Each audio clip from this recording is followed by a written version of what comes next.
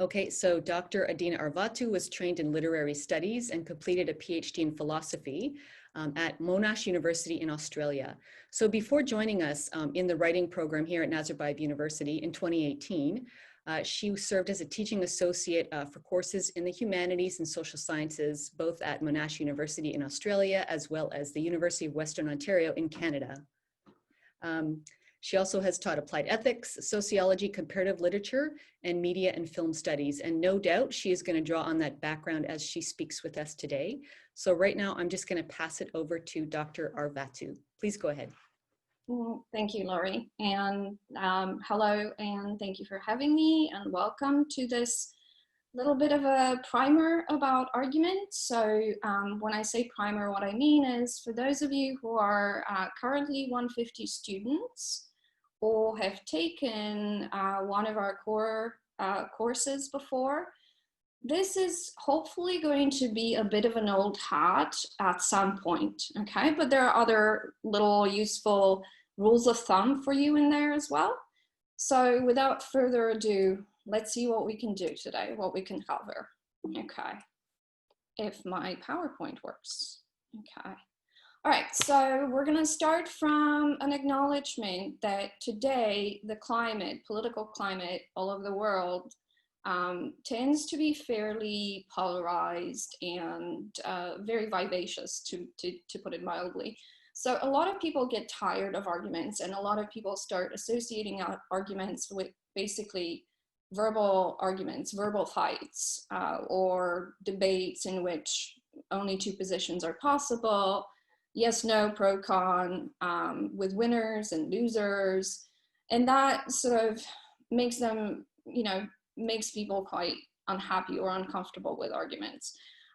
Or they just take arguments to be mere statements of opinion, of personal ideologies.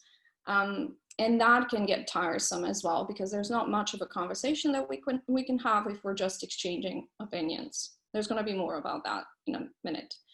Okay, so what I want you to remember is, as with academic writing in general, we teach you that academic writing is both a process and a product, right? Same with argumentation. Argumentation is first and foremost a process of inquiry.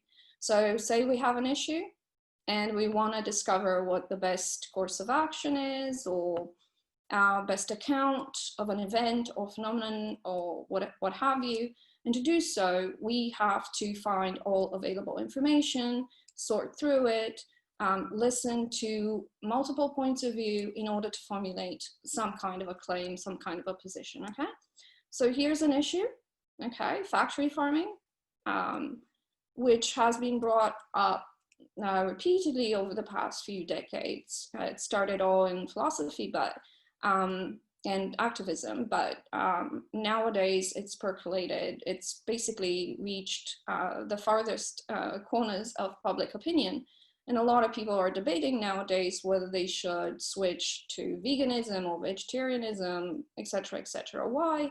Because factory farming might have aspects that we might not be okay with, okay? Sorry. Moving on. Argumentation, of course, is also a product. So what we call arguments, that's mostly what we have in mind. It's the product of this long process of inquiry, but always remember that there's a process behind it. So the product, the argument, is a culmination of this process of inquiry in which we finally are prepared to make a claim, to stake out a position, and to justify it in order to convince our audience to maybe accept it if it's reasonable, okay? One little word here about terminology. When you hear justify, know that this is like a technical word in philosophy. We use it in philosophy a lot, but it simply means giving reasons. So supporting, offering support for whatever claim you're making, okay? So briefly put, argument is really what argument does, okay? So it's basically staking out a position on an issue and supporting it by appeal to reasons and evidence in order to convince an audience to take up that claim, to consider it, accept it even. So in that sense, you see that making an argument has almost nothing to do with having an argument, okay? But rather, it has everything to do with that kind of trope that you find in procedural shows on TV with the lawyer making a case, okay? This just reminds us of the legal roots of argument, okay? But making a case is pretty much making an argument, okay? So now a little note about position here, okay? I said that argument is what argument does. So it stakes out a position and then defends it, supports it.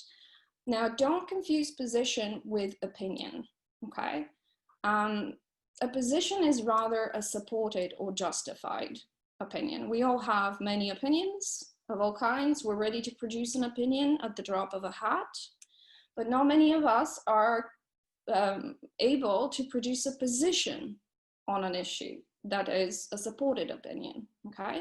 What we want in academic writing is always a position, not an opinion, okay? So depending on the discipline you're in, you may have heard people use various terms for position. For instance, in writing in comp, in our classes, you're gonna hear about main claims, thesis statements a lot, yes? But if you're taking a philosophy class or a critical thinking class or a logic class, you're gonna talk about conclusions, okay? This is a very good technical word because it points us, it shows us that arguments have a movement, okay? They move in a direction, they have a directionality. They're not just piles of ideas and data that we just throw together, okay? So good technical word to have in your vocabulary. Of course, as we said, position, case, but even hypothesis, if you think about it, that would be a good word in this case for what we're about, okay? Think of how a scientific argument is built, yeah? You have an idea, okay? Based on some kind of theory that you accept about the world, about some phenomenon, you formulate a hypothesis, and then you formulate a set of expectations. What do you hope to get out of that? Whatever experiment you're going to use to test it, what do you expect would happen, okay? And then once you set up the experiment, you can actually run your, you can actually get a set of observations and see to what extent your expectations were on the money, were correct, and whether that hypothesis can be, is a good one or not, okay? So here's an example. You may have heard of Louis Pasteur before. Louis Pasteur, the father of pasteurization, okay? You wouldn't be having your tea with milk nowadays the way that you do without him.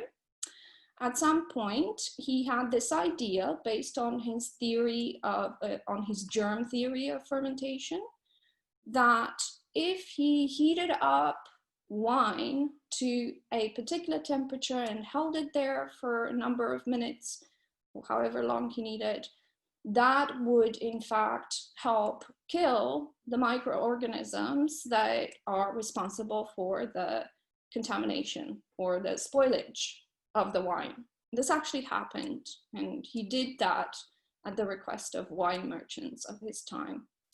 All right, so even in science, we're still building arguments, okay? We may employ different terminology, but we're all kind of talking about the same thing, okay? All right, so here are some conditions, okay? With this, we're talking about the major first part of an argument, which is the position itself, like the main claim, if you want, okay? There are a number of conditions to a good main claim or thesis like that, which you're gonna need in order to have a good argument, okay? And the big one, the first one is this claim debatable? Is anybody reasonable, likely to disagree with it, okay? I'm going to give you an example in a second. We're just going to go quickly through the conditions and then we're going to practice, okay? So, second condition, is my claim specific and precise enough, okay? Or is it too general to be meaningful? This condition is actually kind of connected to the third one, namely, is my claim supportable, okay? Because if my claim is too general, and again, I'm going to give you an example in a second. If my claim is too general, too vague, okay, there's no end and there's no actual information about what kind of evidence I would need in order to support it, okay? So that's not a good claim. All right, so there are two more conditions that are going to become increasingly important to you as writers of, as academic writers and writers of research papers and research proposals and so on. Namely, is my claim substantial or significant enough? In other words, if I'm writing a proposal or research proposal, I have to tell my readers what that research will accomplish. What is the need? What is the rationale behind it? Because you can't just, do research without, just because you want to, okay? You have to fill some kind of need. And the last one would be originality. Is my claim original? Okay, don't take this to mean, is this a claim that nobody ever thought of before, okay? That's not what we mean by that, because there have been a lot of smart people that came before you and they pretty much thought of everything before, okay? The point of originality here is not so much that you have to come up with ideas or positions that are completely new, but rather, is your claim or is your argument adding anything to what others have said, okay? There comes the originality bit. And as I said, these last two conditions are gonna be very important as you move into a proper research career, okay? So let's take some examples after all this theoretical talk, which looks like a thesis to you. Unfortunately, I'm not sure that I have time to stop right now to poll you on this. I would love to, but here's an easy one. This paper is about free will, okay? Is this a main claim? That's actually not even a full claim. That's merely a description. It just describes the paper. It just states the topic. It doesn't take a position, doesn't make a claim, okay? Sorry, here's the next one. What do we think of this one? Is this a good claim, you think? Could you spin out a good argument out of it? Still not good. Still not good? Too general. Absolutely. Absolutely. See how important it is, that second condition there? Okay, because this one is obviously contestable. A lot of people are going to be like, no, we don't have free will, okay? But this is so broad, so vague. What kind of evidence would we need for this? There's no end to the conversation, basically, okay? This is, in point of fact, more like an opinion, yeah? All right. And of course, finally, this is kind of a duh moment, yeah? So yes, this comes close to what we need, yeah, a good claim, because it is contestable. Reasonable people can still disagree. It is specific, yeah, quite precise in what it wants to argue, and it lays out for us almost the entire shape of the argument, okay? We know what's coming already, yeah? So good position. All right. Here's, again, this is a very simple exercise. If you want to do it again, is this opinion or is this argument? Opinion. People are saying opinion. 3-4 votes for opinion. Opinion or argument?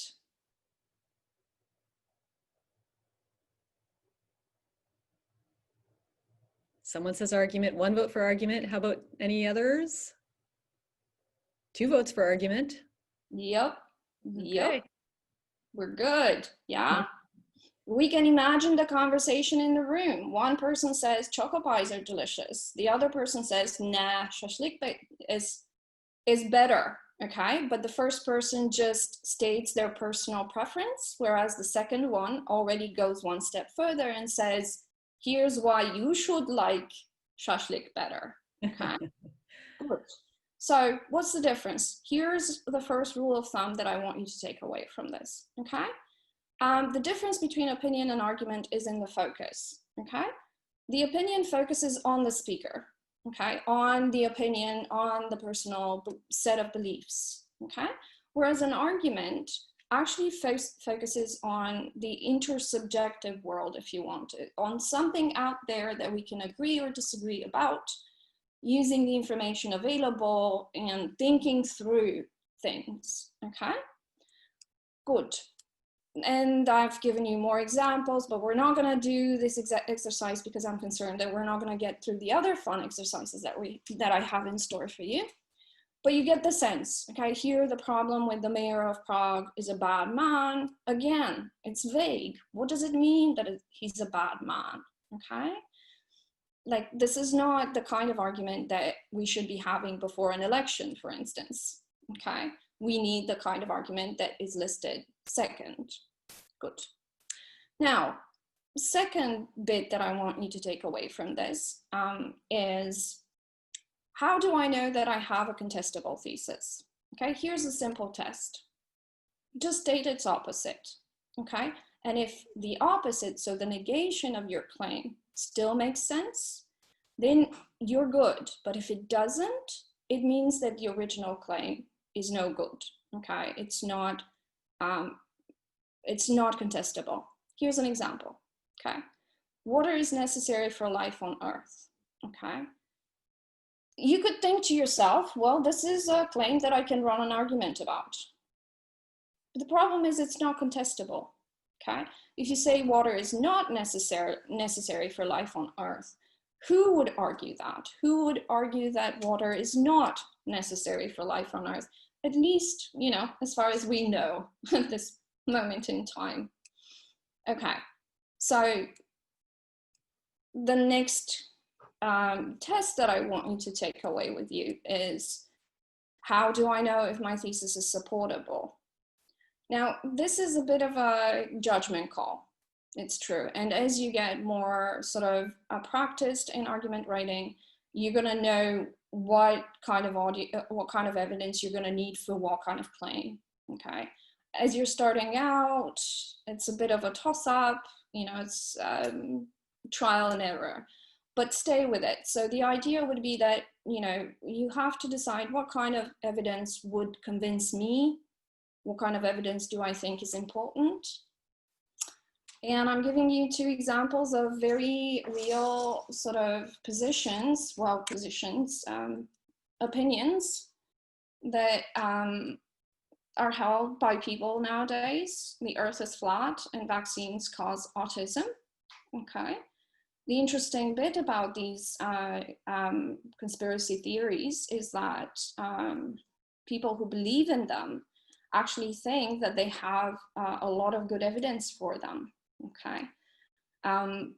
There's an entire conversation that we can have about this, but let me just give you a tidbit, like an anecdote about the very first one, the flat Earth conspiracy theory. The last convention or big reunion that they had last year, I think, was aboard a cruise ship. So they went on a big cruise. And speaking of evidence, and one of the Guardian reporters who was reporting on this convention made the point that if flat earthers were right about Earth being flat, then they wouldn't have been able to take that cruise, because that cruise basically was using GPS to circumnavigate, okay? So this is just a quick, we're gonna talk a little bit more about evidence in a little bit, But here's an exercise. Let's practice a little bit these two tests that I've just given you, okay? Let's take this debate, nature versus nurture, okay? Which basically boils down to, are people born bad or do they become bad in a certain, depending on the circumstances of how they grow up and so on. So maybe you could vote on this one. So using the two tests I gave you, try to decide in this case, for instance, if this particular claim is contestable, is it supportable? Do you think? Okay, with what you know? Both? Neither? What do you think? Someone says one vote for contestable. One says it's more like an intro for the claim. Anyone else want to stick their neck out? Everyone else is being shy. Don't be shy. This is how you learn. This is what I keep telling my students. It's actually good when you get things wrong because you're going to learn a lot from getting things wrong. You're going to learn very little by being right all the time. Yes. Someone, a vote for it's a good claim. Someone says it's supportable. Someone says it's contestable. Does anyone not think it's a good claim? Another vote for supportable. Okay. Someone said one for not really supportable. Okay. All right, go ahead. I'm gonna, stop the exercise here. We have two more claims to evaluate, so I'd much rather make it snappy. I know that if you had more time to think about it, it would, you would come up with better answers, you think, or whatever. But the intuitions of some of you are actually correct. This is actually more of an intro, if you want, because the statement is actually not contestable. Okay, interestingly, we know we have so much evidence that this is actually the case. The question of evil has been preoccupying us as a species since, I don't know, probably the very beginnings. I don't know when that would have been. But the archive goes back so far in time that at this point in time, there's actually very little room for argument here, okay? So the claim is actually not contestable. It is very hard to make a credible argument right now that the question of evil has not preoccupied man or mankind since the very beginning. It's very, very hard. It's like saying that no, life on Earth doesn't need water. Okay, we would need, like, I don't know what kind of breakthrough or what kind of change of perspective to actually make this into a good argument. So it's not a contestable one. And when it comes to supportable, there's an issue here. I mean, your claim can be supportable, but if you have so much evidence, right, and it's almost accepted, it's as good as being unsupportable, as in, yeah, okay, what are we going to do? We're going to just pile on support.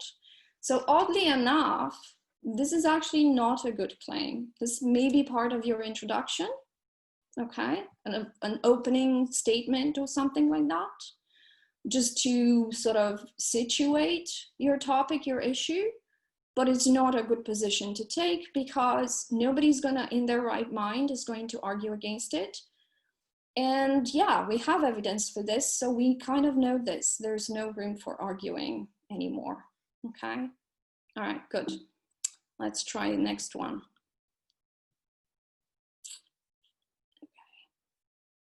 What do you think about this one? Is this contestable? Is it supportable?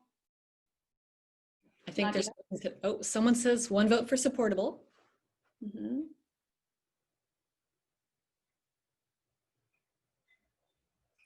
Another vote for supportable. Mm-hmm. Is it contestable? Are people likely to disagree if I say society should label people like that? Do you think that there would be support for that? Does it make sense? Another vote for supportable.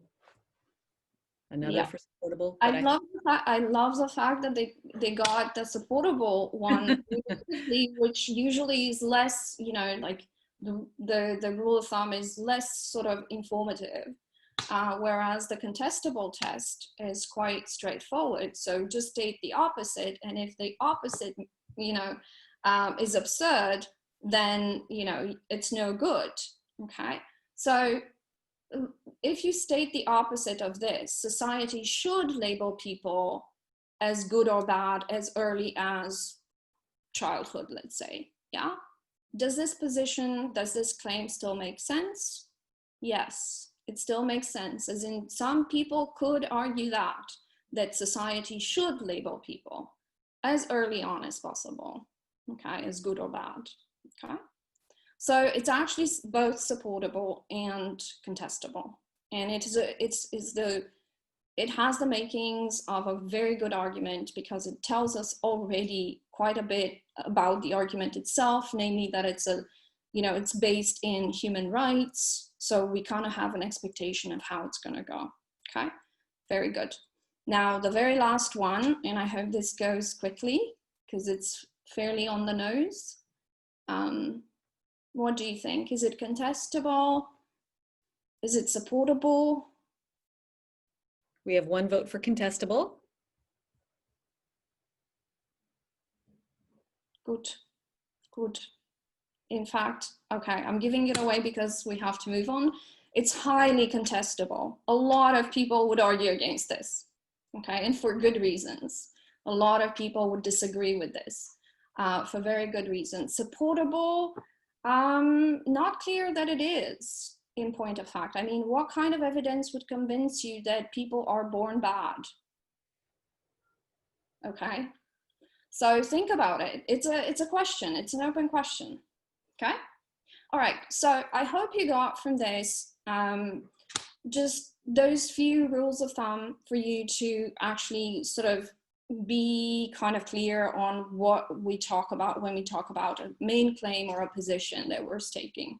So right now we're going to move to a separate, the second half, if you want, which is also very important because these two halves communicate, namely the support for the position or the main claim. I'm not going to spend time on this very cute cartoon from Calvin and Hobbes, but it's pretty funny. I love Calvin and Hobbes. Okay, so let me try to play for you a little clip. It's like 30 seconds. I have evidence that proves my dad's a space alien. He speaks a weird language. He drinks green stuff. He says he's from Albuquerque. I'm not buying it. I mean, just look at him. And one more thing, he has a spaceship. The evidence doesn't lie. My dad's an alien. So the reason why I played that for you is because this represents, if you want, one end of the spectrum of argumentation in terms of support. The other, so the child in this Audi sort of ad does two things very, very well. She does position very well. Okay, she has a main claim that's very, very good. And she does evidence very, very well. But something's missing there, namely the reasons in between, okay? This is actually typical of how children argue, and children are natural arguers. All right, the second example is from chemistry. So it's the other spectrum, the other end of the spectrum of what we expect from an argument, right? We don't only expect like a clear, strong claim. We don't just expect factual, trustworthy, reliable evidence, but we actually expect good reasoning between the two. So here in this chemistry example, it's a very simple argument taken from which visualizes an argument from a lab report. In an experiment, something went wrong, and then a claim is made to explain why that experiment went wrong, okay? Then there's the evidence for that claim, but what's the most important thing, and what all science teachers want to see from their students, is the reasoning between them, which is usually the glue, okay? How do you get from the evidence to the main claim, okay? This is just by way of an introduction, because the few things that I want you to get away from this are, first of all, think of reasons also in this kind of fluctuating terminology way, the same way that we were talking about positions or main claim or thesis at the beginning with reasons. You're going to hear people refer to them as supporting claims or secondary claims in writing and composition studies, for instance, or as premises in philosophy, okay? But what you need to think about in terms of reasons are that these reasons are basically the answers to the question, why? Why are you saying that? Why are you claiming this? Why should I buy it? Okay, so try to anticipate these why questions to your position and think how you may respond. And those are going to be basically your reasons, okay? This is the bit that I want you to remember, okay? That reasons are basically relationships that we construct in our minds to basically support the main claim, but supported by explaining the evidence and demonstrating how the evidence supports the main claim. Okay, so again, reasons are the glue, okay? The Greeks, when they started talking about arguments and so on, basically had in mind reasons as being the logos, okay? Those of you who are taking rhetoric and composition know this term already, okay? So logos, that appeal to reason, this is what they meant by it, this glue of how we think about issues. Okay, in contrast, okay, so I'm just giving you some very simple examples, and out of these examples, all I want you to take away from is this very simple template, okay? So main claim followed by because, followed by reason. Okay, so X because Y. It sounds elementary, but when you're putting together an argument, it's often very confusing because until you've settled on what is a secondary claim and what is a premise and what is the conclusion, you don't have an argument yet. So it can get pretty confusing. So that's why this kind of template will help. You will be able to refine it later, but do use it liberally just to orient yourself. Finally, evidence, and this is the major difference here, is that evidence, unlike reasons that come from inside, from our minds, evidence comes from outside to support the reasons we give and to support the main claim. Okay, these may sound, okay, what counts as evidence? This is another discussion that we may have in a different kind of workshop because each discipline accepts a different form. So my advice to you at this point in time is just learn what the acceptable form of evidence is in your discipline and what is relevant to your topic. This will take practice. But you will get there, just like every one of us have gotten there. Okay, maybe at some other point we can put together a workshop on that.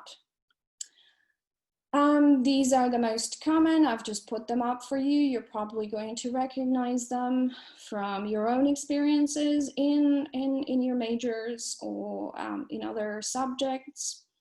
I don't think that they're new to you, and there are other common types too that I haven't put up. This is where we usually go to find evidence. Again, you can verify this from your own experience so far. I don't think that anybody's lost. They all know, hopefully by now, to go to the library and do the searches and so on. But here's my final sort of, my final tip to you with respect to evidence. It's important for you to remember that evidence means evidence of or for. That is, it's not raw data, it's interpreted data. It's data that's been collected, sorted, analyzed, interpreted, and presented. Okay, there's nothing raw about evidence. So you're not going to find it in the wild. For instance, you have a set of tracks in the snow, okay? That set of tracks is data, okay? It becomes evidence of, let's say, a bear who's just come out for food. for somebody who can read those traces, and maybe somebody who's also concerned about animal attacks on, I don't know, farm people or something like that. Okay, so raw data has to go through some kind of a process in order to become evidence, all right? Okay, I'm not sure how I'm doing for time. I think that I'm pretty, I'm kind of running out of it. So we're at 5:45. So, I mean, maybe 5 more minutes. Okay, then I'm just gonna, you know what, I'm just gonna skip ahead.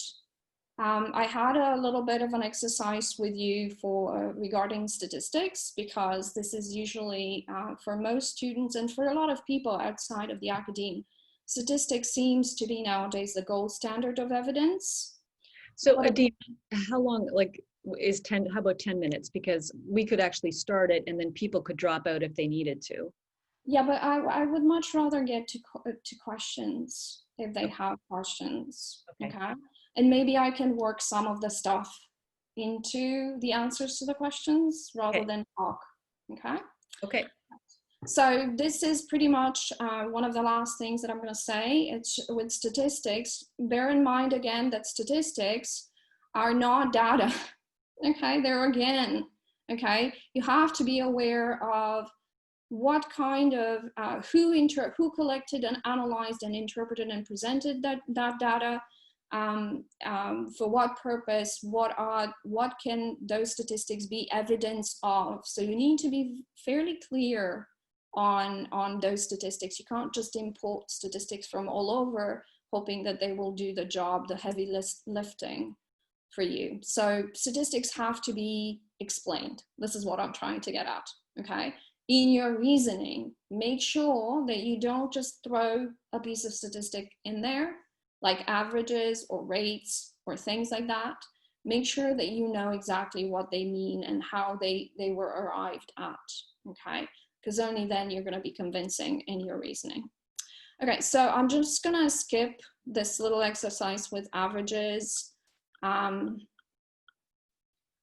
So to conclude, to just wrap up, what do I want you to remember? I want you to remember this basic difference between reasons and evidence. Reasons in your mind, okay? You construct them, okay? You build them up.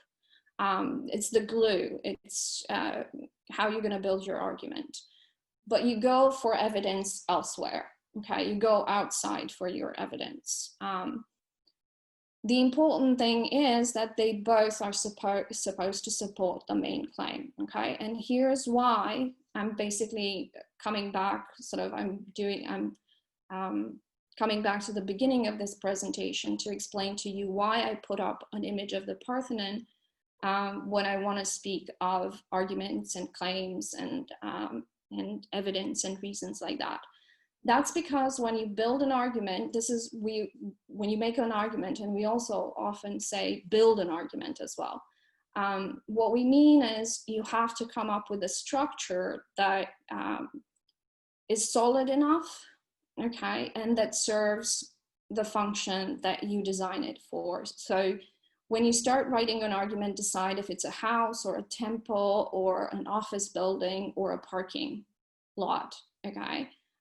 And then build the best argument for that function, for the audience that you're writing for.